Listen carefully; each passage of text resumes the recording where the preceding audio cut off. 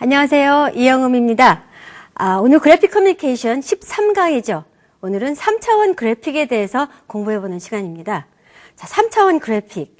영화에서도 많이 보고 요즘 이제 여러분 주변에서 많이 보실 텐데요. 자, 3차원 그래픽의 원리는 어떻게 되는지 오늘 같이 공부해 보시겠습니다. 먼저 강의 내용 보시죠. 일단은 그 3차원 애니메이션의 기본 개념이 어떻게 되는지, 3차원 애니메이션을 어떻게 만드는 것인지에 대해서 우리가 살펴보고요. 그리고 3차원 애니메이션의 주요 기법들을 몇 가지 살펴보겠습니다.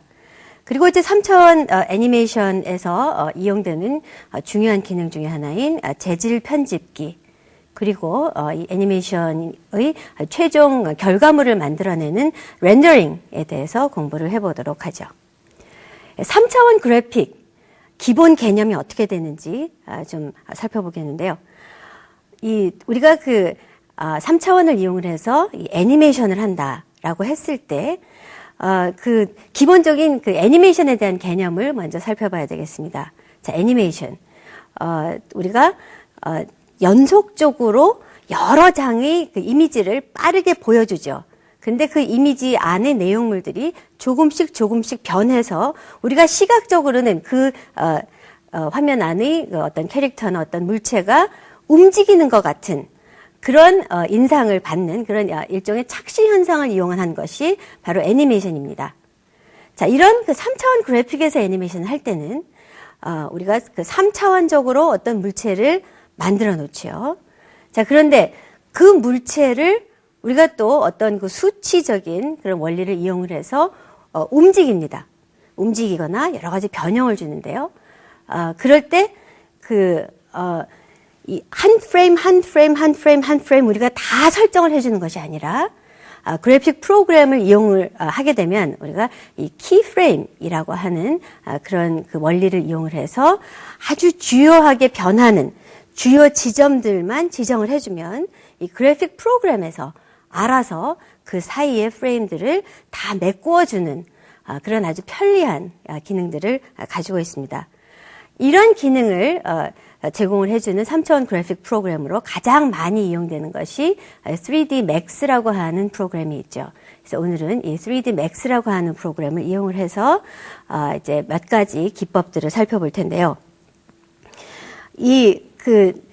그래픽 프로그램에서 이 어떤 물체를 만들었을 때 그 물체가 그냥 그대로 원형 그대로 보존이 되어서 있는 것이 아니라 그 물체가 변하기도 하고 모양이 변하기도 하고 위치가 변하기도 하고 크기가 변하기도 하고 또 그 물체가 다른 물체로 점차적으로 바뀌기도 하는 그런 여러 가지 과정들을 우리가 그래픽 프로그램 내에서 설정을 해주고 그리고 이 그래픽 프로그램이 알아서 그 사이에 프레임들을 만들어내는 그런 과정을 거치게 됩니다.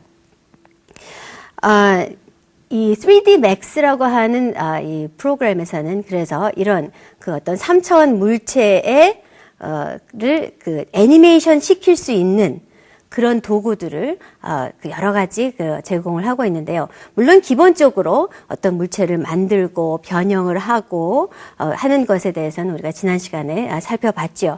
그런데 그 변형하는 과정을 애니메이션 시켜서 보여주는 그런 기능들이 3D Max에는 있는데 그 기능을 이제 몇 가지 보시면 먼저 우리가 이 트랙 보기라고 하는 기능이 있고요. 또 이 동작 패널, 그리고 계층 패널, 그리고 이 시간 조절 이렇게 크게 보면 이제 4가지의 그런 어떤 애니메이션을 제공하는 도구들이 있습니다. 이 트랙 보기라고 하는 것은 이 어떤 물체를 애니메이션을 시킬 때 트랙을 여러 개를 제공을 하면서 예를 들어서 사운드라든지 비디오라든지 어떤 그 물체의 위치, 물체의 어떤 크기, 물체의 뭐 기울기, 뭐 각도, 물체의 이동 경로 이런 것들을 다양한 트랙으로 제공을 합니다. 그래서 이 물체의 그 트랙들을 설정을 하고 그 물체가 이동하고 또 변형되는 그 프레임들을 하나하나 보여주는 그런 기능을 제공을 하고 있습니다. 그래서 그 3D Max라고 하는 프로그램에서 이 트랙 보기를 이용을 하게 되면 우리가 이 다양한 이 변형을 아주 세밀하게 가할 수가 있습니다. 이 트랙 보기 이외에도 이 3D Max 프로그램 그 오른쪽에 있는 그 패널에서 또 하나의 그런 어떤 그 애니메이션 도구를 제공을 하기도 하는데요. 트랙 보기 같은 경우는 아주 전체적으로 모든 애니메이션을 다 보면서 어떤 환경적인 것까지도 다 보면서 그 조절을 하는 것이고 이 그 물체 자체의 위치라든지 물체 자체에 변하는 그런 몇 가지 사항들은 그 3D Max 내에서 이 오른쪽에 제공되어 있는 이 동작 패널 화면에서 이 모션 패널이죠. 이 동작 패널 화면에서 또 여러 가지 그 변형을 줄 수가 있습니다. 예를 들어서 뭐 X축이라든지 Y축이라든지 Z축이라든지 그런 그 축을 중심으로 이동하는 것, 또 크기 변형, 또 어떤 그 위치 변형 이런 것들을 우리가 그 동작 패널, 이 모션 패널에서 또 상세하게 변형을 시킬 수 있는 그런 기능들이 있습니다.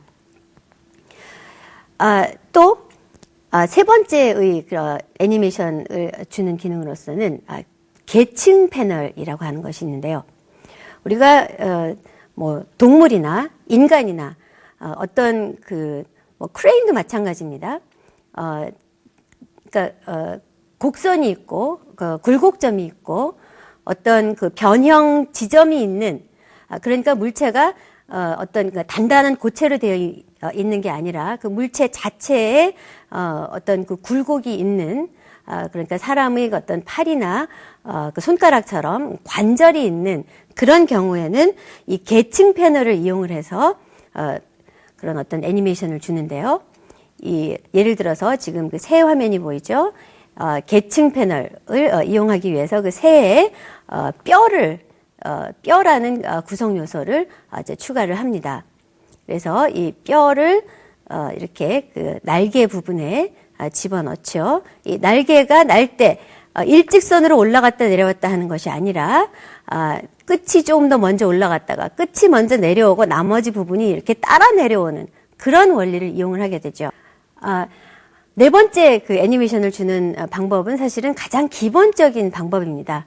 이 맥스 프로그램 내에서 애니메이션을 그 실행시키는 어떤 명령을 주게 되면 그 타임라인이 이제 사실 가장 기본적인 타임라인이 맥스 프로그램 내에서 생기게 되는데 그것을 이용을 해서 이 프레임별로 그 시간이 지남에 따라서 물체가 변형하고 또 움직이는 그런 것을 우리가 설정을 해주는 그런 기능이 되겠습니다. 그러면 이제 저희가 그 화면을 같이 보면서 가장 기본적인 애니메이션의 과정을 한번 살펴보도록 하죠. 자, 지금 이제 우리가 이 컵이라고 하는 어떤 물체를 만들었습니다. 그래서 여기에 이제 애니메이션을 주기 위해서 애니메이션을 시키는 그 버튼을 눌렀더니 밑에 이렇게 빨간 선으로 그 각 프레임이 나타납니다. 물론 그 프레임의 수도 우리가 정해줄 수 있는데요. 기본적으로 이렇게 그 한 100개에서 200개 정도가 제공이 됩니다. 그러면 이 프레임의 일부분을 이제 선택을 해서 이 타임라인에 그 이 일부분을 이제 우리가 선택을 해서 그 물체의 이동을 시킨다든지 크기의 변형을 준다든지 뭐 회전을 시킨다든지 하는 그런 기능을 이제 우리가 추가를 하게 됩니다. 이렇게 각각 매 프레임마다 정해주는 것이 아니라 우리가 가장 중요한 프레임 몇 개를 이제 선정을 해서 이 움직이는 그 주요 지점이 되겠죠. 그런 지점을 이제 설정을 해서 우리가 애니메이션을 시키게 되면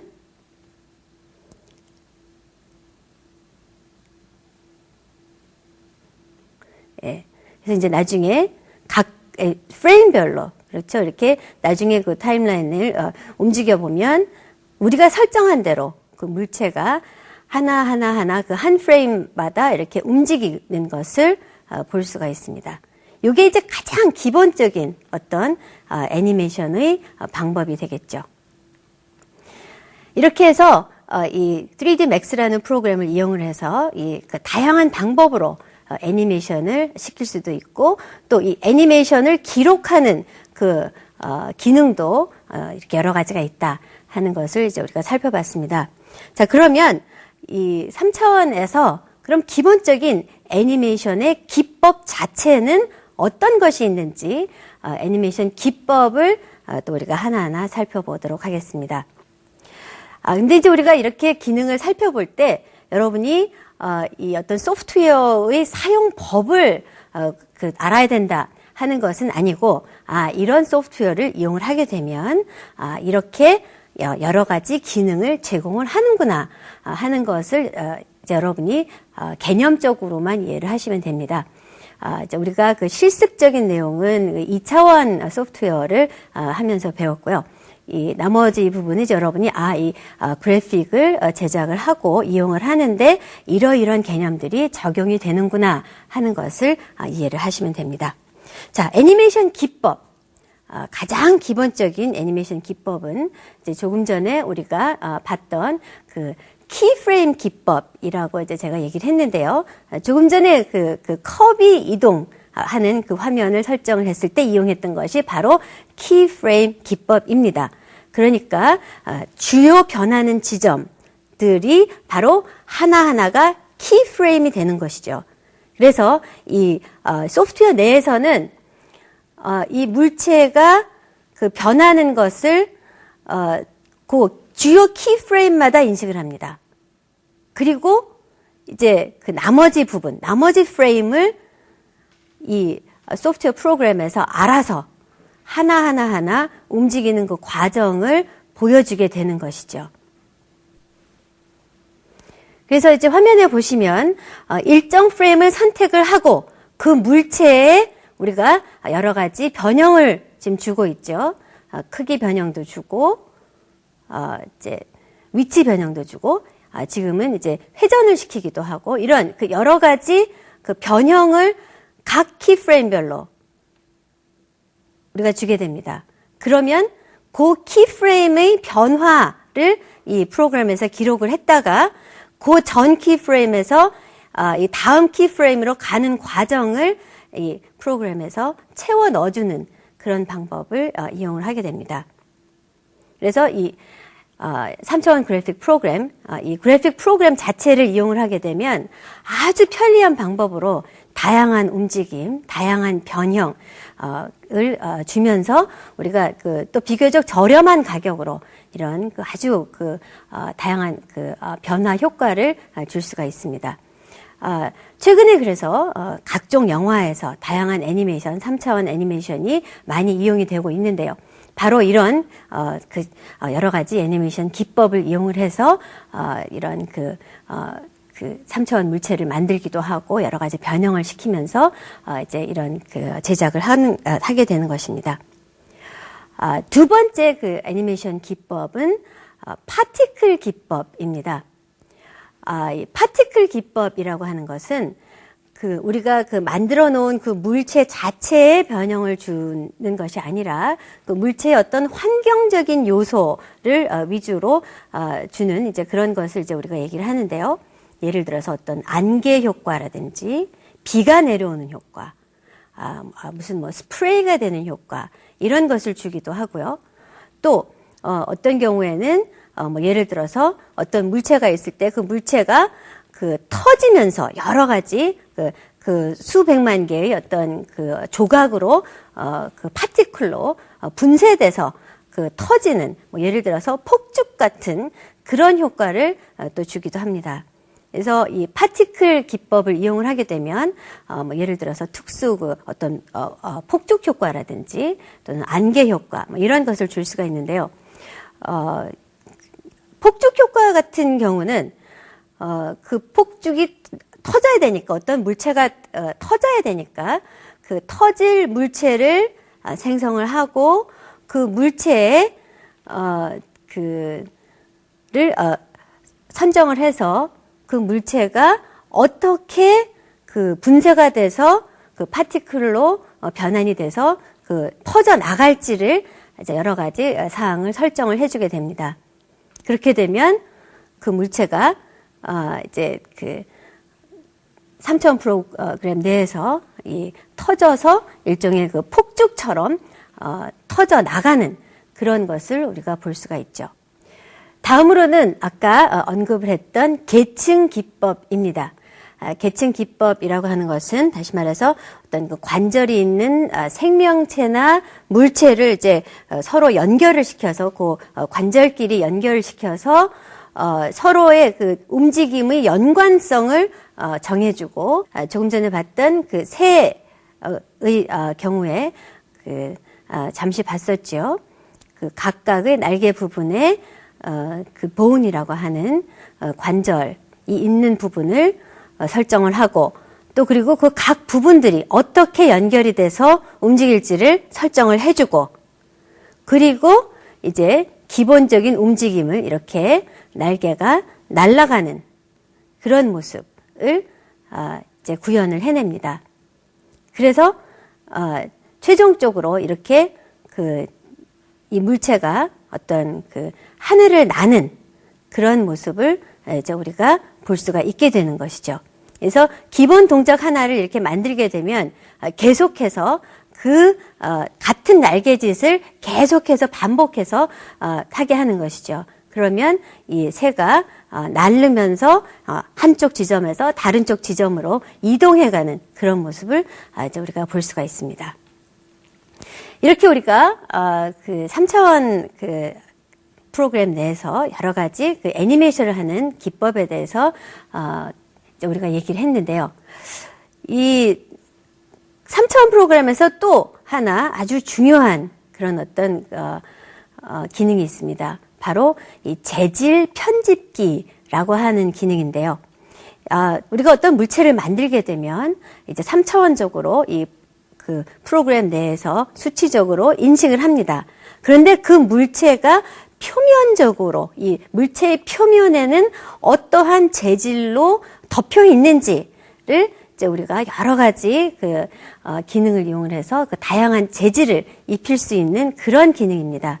그래서 이제 초기에는 어떤 아주 단순한 색상만 입히는 그런 기능이었다가 최근에는 그야말로 아주 미세한 털도 잘 표현할 수 있는 그런 다양한 기능을 갖춘 재질 편집기를 제공을 하기도 하죠. 이제 집이라는 물체가 이렇게 제공이 되고 있습니다. 그래서 이 재질 편집기 화면을 우리가 열어서 그 집의 표면에 다양한 재질을 입히는 것입니다.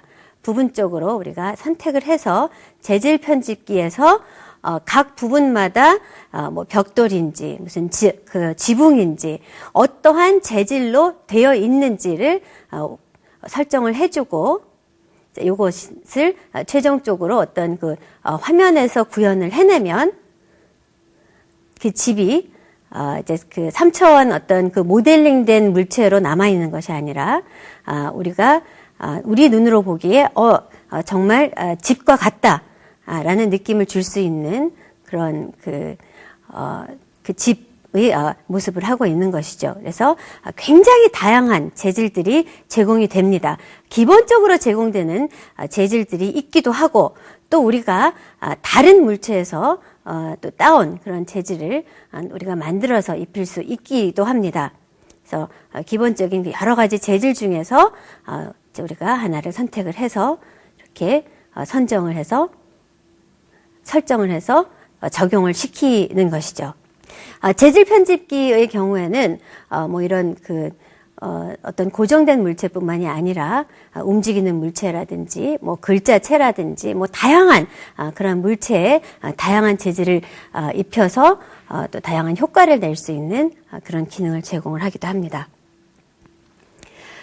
3차원 그래픽에서 이제 마지막으로 가장 중요한 또 기능 중에 하나가 있습니다. 바로 우리가 이 렌더링이라고 하는 기능인데요. 렌더링이라고 하는 것은 무엇이냐? 자, 여러분이 생각을 해보시면 이 3차원 그래픽 내에서 우리가 그 수치적으로 이 어떤 그 3차원적인 물체를 생성을 해서 이 와이어프레임으로 만들죠. 그리고 이 물체에 어떤 그 재질을 입히고 또 이 물체의 움직임이나 변형을 이제 애니메이션으로 기록을 하고 또 어떤 경우에는 파티클이나 어떤 그 환경적인 요소를 또 이제 추가를 합니다. 그리고 마지막으로 이 물체 또는 이 우리가 만들어 놓은 이 장면이 이제 어떤 그 애니메이션 된 결과물로 기록이 돼야 되는데요. 그 기록을 하는 과정이 바로 렌더링입니다. 그럼 렌더링은 무엇이냐? 이 장면을 기록하기 위한 어떤 카메라의 위치를 정해놓고 이 장면이 어떤 특정 위치에서 봤을 때 만약에 우리가 어떤 화면으로 이 장면을 본다면 이 장면이 어떻게 보일 것인지를 다 계산을 합니다. 이 과정이 가장 복잡하고 가장 시간이 많이 드는 과정 중에 하나입니다. 왜냐하면 이 프로그램 내에서 물체의 위치, 물체의 재질, 빛의 각도, 카메라의 위치, 또 여러 가지 환경적인 요소 이런 것들을 다 고려해서 우리가 그 장면을 딱 봤을 때 그 물체의 그 모양이나 그 물체의 그런 어떤 위치나 그 물체가 우리 눈에 어떻게 보일 것인지를 다시 그려주는 그런 과정이 바로 렌더링이기 때문입니다. 그래서 굉장히 복잡한 그런 수치적인 작업이 들어가는 것이죠. 이제 조금 전에 보셨던 어떤 그 집의 단순한 모습, 최종적인 그 재질을 입힌 최종적인 모습, 그것도 일종의 정지된 렌더링 과정 중에 하나이지요. 우리 눈에 이 물체는 지금 그 위치에서 봤을 때 이렇게 보인다라는 것이 기본적인 렌더링 과정이고요.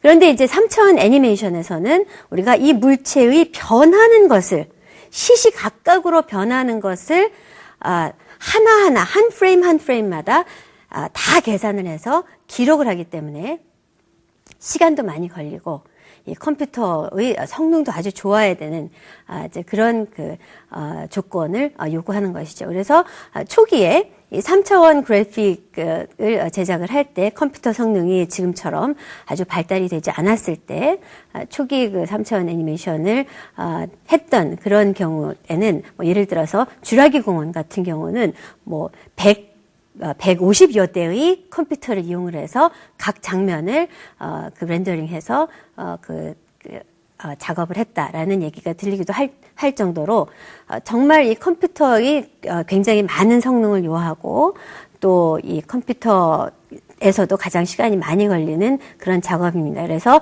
뭐 한 몇 초 작업을 렌더링하기 위해서 밤새도록 옛날에는 컴퓨터를 돌렸다. 뭐 이런 얘기도 들립니다. 그리고 특히 이제 렌더링 기법도 점점 더 발달을 해서 평면만 렌더링을 했던 그런 아주 초기의 그런 과정에서부터 이제 레이 트레이싱이라고 하는 그런 과정까지, 그러니까 이 어떤 장면에서 빛이 그냥 내려 쪼이고 마는 것이 아니라 그 빛이 어떤 물체에 비쳐서 그 물체의 재질에 따라서 또 어디로 반사가 되고 하는 것까지 다 계산을 해주는 그런 과정을 다 적용을 시킬 수 있는 그런 기법을 이용을 해서 최근에는 영화에서 이 3차원 물체들을 보면은 아주 사실적인 그런 물체들이 이제 같이 어떤 경우에는 실제 인물들과 같이 공존해서 이제 움직이는 것을 볼 수가 있는데요.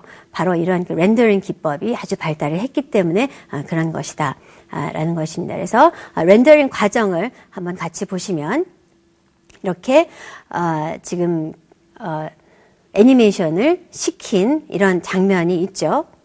그래서 이 애니메이션 시킨 장면을 이제 렌더링을 그 명령을 이용을 해서 렌더링을 시키게 됩니다. 그러면은 어떤 형태로, 어떤 크기로 할 것인지를 이제 우리가 정해주게 되고 그 각각의 사항을 설정을 해주고 또 이 렌더링의 결과를 어떤 파일로 저장을 할 것이냐라는 것을 우리가 설정을 해주게 됩니다. 즉 어떤 동영상 파일로 저장을 할 것이냐 하는 것을 설정을 해주게 되는데요. 이렇게 설정을 해주고 이제 실행을 시키면 한 장면 각각의 장면들이 천천히 렌더링 되는 것을 이제 우리가 볼 수가 있습니다. 지금 개인 컴퓨터에서는 이렇게 그 작은 화면으로 했기 때문에 비교적 빠른 그런 그 속도로 물론 우리 눈에 보이는 속도이긴 하지만 비교적 빠른 속도로 렌더링이 되고 있는 것을 볼 수가 있는데요. 이제 정말 그 영화 화질, 아주 고화질의 렌더링을 하기 위해서는 아주 그 뛰어난 성능을 가진 컴퓨터, 이 3차원 그래픽 전용 컴퓨터를 이용을 해야만 이 렌더링이 가능하다 하는 것을 이해를 하시면 됩니다.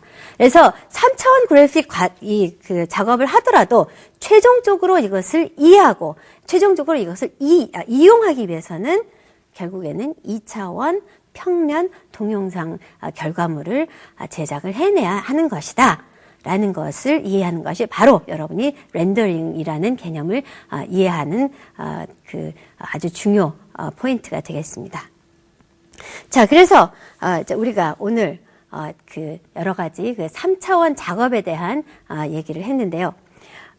어떻습니까? 우리가 이제 그 2시간에 걸쳐서 2강에 걸쳐서 3차원 그래픽 작업에 대한 그 공부를 했는데 아마 여러분께서 기본적으로 알고 있었던 그런 개념도 있었을 것이고, 이런 작업을 나도 해보고 싶다라고 생각을 해보실지도 모르겠습니다.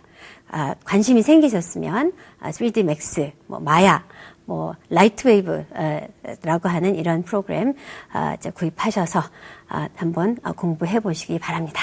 예, 오늘 이제 여기까지 강의 마치겠습니다. 여러분 오늘 수고 많으셨습니다.